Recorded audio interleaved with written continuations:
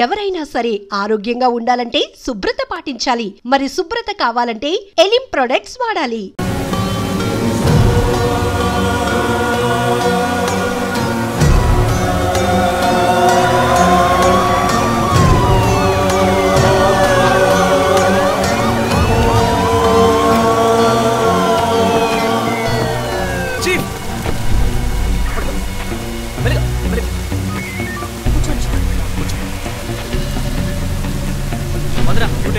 మీరిద్దరూ నాతో రండి.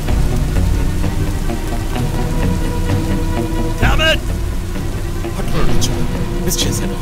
ఇంత దూరం ట్రాక్ చేసి వచ్చేసాను. పట్టేదొచ్చు.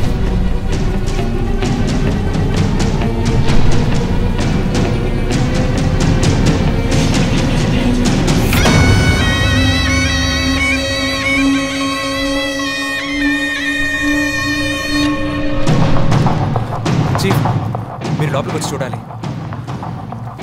అక్కలేదు జో. లోపల ఎవరున్నారు నాకు తెలుసు. లాయర్ విష్ణు.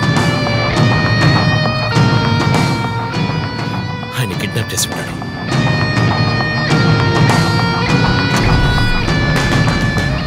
టార్చర్ పెట్టుంటాడు. ఊరి తీసి ఉంటాడు. రెండుసార్లు షూట్ చేసి ఉంటాడు.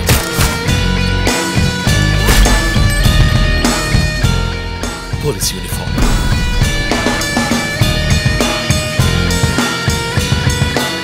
వీపిన కోట్ నంబర్. ధనస్సు మాస్క్.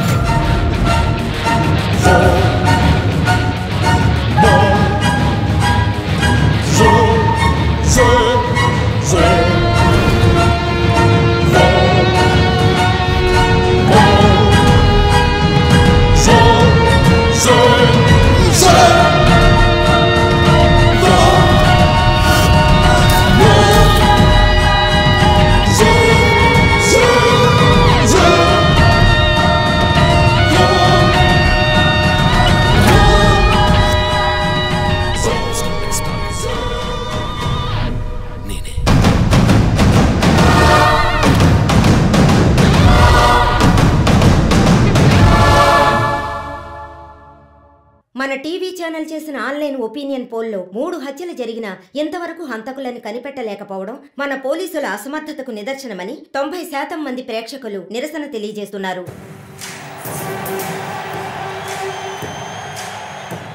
ప్రముఖ communist Shivanand, doctor Ramya, advocate Vishnu ఇలా వరుసగా హత్యలు జరుగుతున్నాయి. దీని గురించి ఒక అడ్వకేట్ గా మీ ఒపీనియన్ ఏంటో చెప్పండి. సార్, ఎవరో ఒకడు ముఖ్యమైన వ్యక్తుల్ని వరుసగా చంపుకుంటూ వస్తున్నాడు. ఇది కనిపెట్టడానికి మన వాళ్ళెవరికి దమ్ము లేదు. ఆవు అంటే స్కాట్లాండ్ అది మీరు ఒకరిని చెప్పగలరు. ఒక గ్యాంగ్ చేసిందని అనుకోవచ్చు కదా సార్. ఒక్కరో గ్యాంగో ఇప్పుడు ఆ విషయం అంత ముఖ్యమంటారా? లోకంలో ఉన్న సమస్యలే కాకుండా ఇదొక సమస్య. దీని గురించి అడుగుతుంటే పోలీస్ వాళ్ళు సరిగా సమాధానం చెప్పడం లేదు. అలాగే క్రైమ్ డిపార్ట్మెంట్ కూడా సరిగా స్పందించడం లేదు. మన ప్రభుత్వం అయితే పట్టించుకోవడమే మానేసింది. పేపర్ చదవాలంటేనే భయంగా ఉంది. మీరు చెప్పేది కరెక్టే, కానీ ఈ సోషల్ మీడియాలో ఈ ఫేస్బుక్, వాట్సాప్ అంటూ తరువాత ఇతన్నే హత్య చేయబోతున్నాడని వారి వారి ఇష్టానికి ఫోటోలు పంపుతూ ప్రతి ఒక్కరిని భయభ్రాంతులకు గురి చేస్తున్నారు. దీనికి మీరేమంటారు ప్రసన్న గారు? అన్ని టీవీలో నేనే మాట్లాడుతున్నానని, నన్నే చంపాలని, నన్నే ట్యాగ్ చేసి ట్వీట్ చేస్తున్నారు మీరొకరు. సోషల్ మీడియాలో వచ్చే వార్తల్ని మనం సీరియస్గా తీసుకుంటే బ్రతకడం చాలా కష్టం సార్.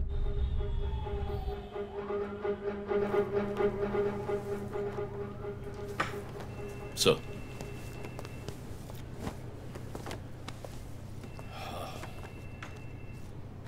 రంజిత్, వాడి నెక్స్ట్ టార్గెట్ నువ్వే అని ఎలా చెప్పగలుగుతున్నావు?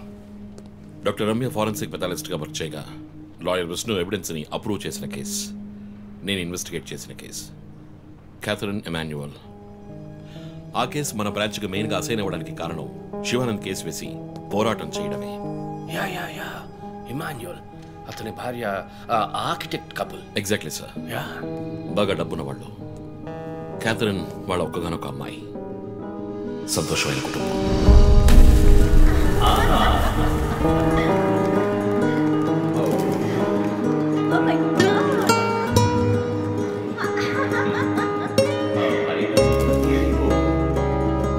ఆ ఇంట్లో పనివాడు ఉండేవాడు, పేరు మరియదాసు. పనివాళ్ళ కాకుండా కుటుంబంలో ఒకటిగా కలిసిపోయాడు.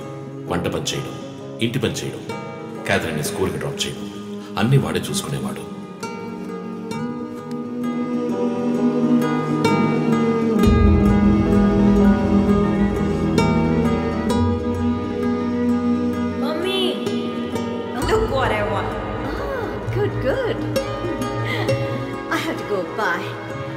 Good show Khyati keep it up.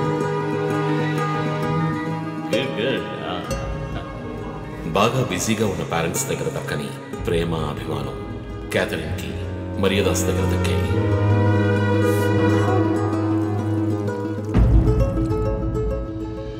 కానీ ఒక్క రాత్రిలో ఆ కుటుంబం చిన్న భిన్నమైపోయింది. క్యాథరిన్ హత్యకు గురైంది.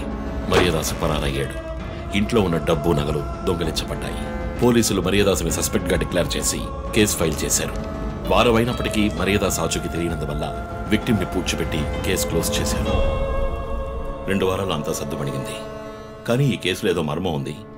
నిజమైన హంతకుడిని కనిపెట్టలేదు అని మీడియాలో వార్తలు ప్రసారం అయ్యాయి. ప్రజలు ధర్నాలు చేశారు.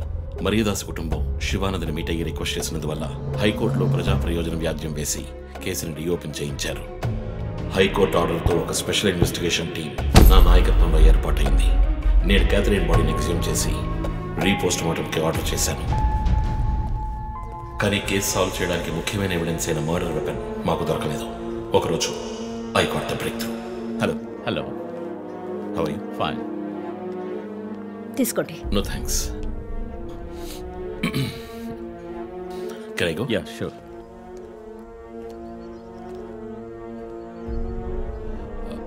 Oh, మీరు గోల్ఫ్ ప్లేయరా?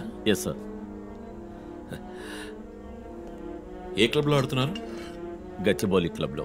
నేను race club player. Just beginner. మీ అంత కాదులేండి. అడిగిన ప్రశ్నలకు మాత్రం ముక్తసరిగా సమాధానం చెప్పారు. కూతుర్ని పోగొట్టుకున్న దుఃఖంలో ఉన్నారని నేను పెద్దగా పట్టించుకోలేదు. అప్పుడే ఒక విషయం గమనించాను. ఒక గోల్ఫ్ కిట్లో 16 క్లబ్బులుంటాయి. అన్నీ ఇంచుమించు ఒకేలాగుంటాయి. ఒకే ఒక్క క్లబ్ తప్ప. అదే పట్టర్. హోల్ దగ్గరున్న బంతిని కొట్టడానికి యూజ్ చేసే క్లబ్. ఇమాన్యుయల్ దగ్గరున్న కిట్లో ఆ పట్టర్ కొత్తదిగా ఉంది.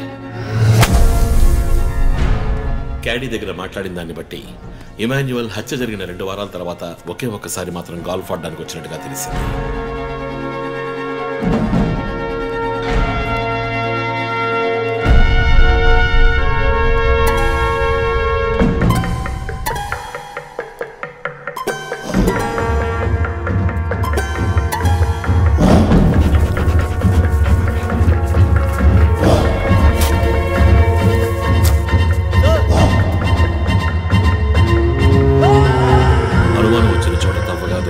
గోల్ఫ్ పట్టర్ మేక్ ఫింగర్ ప్రింట్స్ బట్టి చూస్తే అది ఇమాన్యుయల్ కి చెందిన మిస్సింగ్ పట్టర్ గా తేలింది. ఫోరెన్సిక్ ల్యాబ్ ఎగ్జామినేషన్ లో మేము వెతుకుతున్న మర్డర్ వెపన్ అదేనని నిర్ధారణ అయింది. డిఎన్ఏ రిపోర్ట్ లో 2 ముఖ్యమైన ఆధారాలు దొరికాయి. ఫస్ట్, క్రైమ్ స్పాట్ లో క్యాథరిన్ మాత్రమే కాదు మరియదాసు రక్తం కూడా ఉంది. సెకండ్లీ, దొరికిన గోల్ఫ్ పట్టర్ మీద ఉన్న బ్లడ్ ట్రేసెస్ మరియదాసువి. సో మరియదాసు మిస్ కాలేదు, మర్డర్ చేయబడ్డాడని కనిపెట్టాను. పెథాలజీ రిపోర్ట్ ప్రకారం ఆ అమ్మాయి చనిపోవడానికి ముందు సెక్స్ లో పాల్గొన్నట్టుగా కన్ఫర్మ్ అయింది. స్పర్మ్ డిపాజిట్ లో ఉన్న డిఎన్ఏ మరియదాసు డిఎన్ఏతో మ్యాచ్ అయింది. కేసు సాల్వ్ చేసేసాం.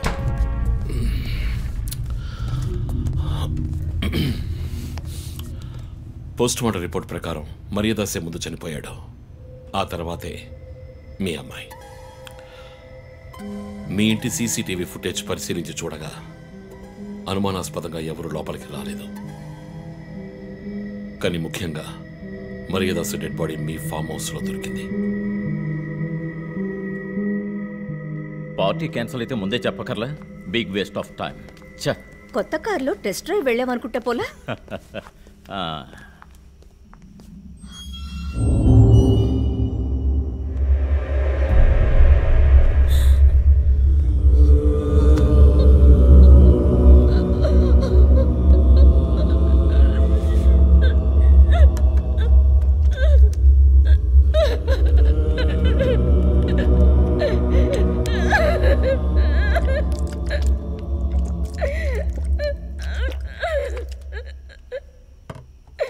నన్ను క్షమించండి అమ్మా.